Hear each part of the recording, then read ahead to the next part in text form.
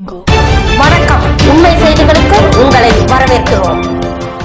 சர்வதேச உரிமை கழகம், அன்புபதி தர்ம அறக்கட்டளை மற்றும் நிவ்யா நெஞ்சக மற்றும் பல்நோக்கு மருத்துவமனை சார்பில் இலவச கண் மற்றும் பொது மருத்துவ முகாம் சர்வதேச உரிமை கழக மாநில தலைவர் டாக்டர் மோசஸ் செல்லத்துறை அறிவுறுத்தலின்படி வண்ணார்பேட்டை புதிய நடுநிலைப்பள்ளியில் வைத்து நடைபெற்றது.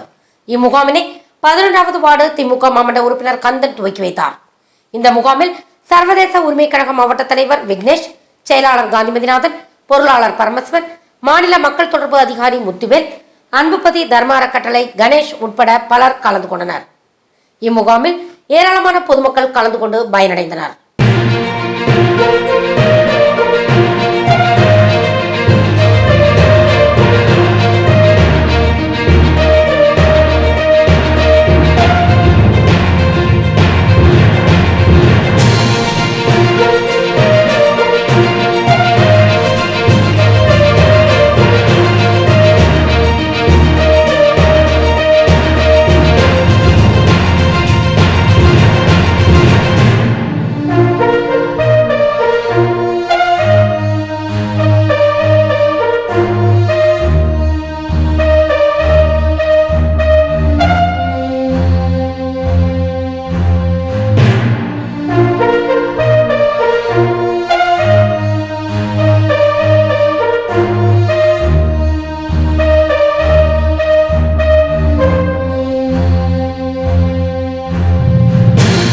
தேங்க்ஸ் ஃபார் வாட்சிங் உண்மை செய்திகள்.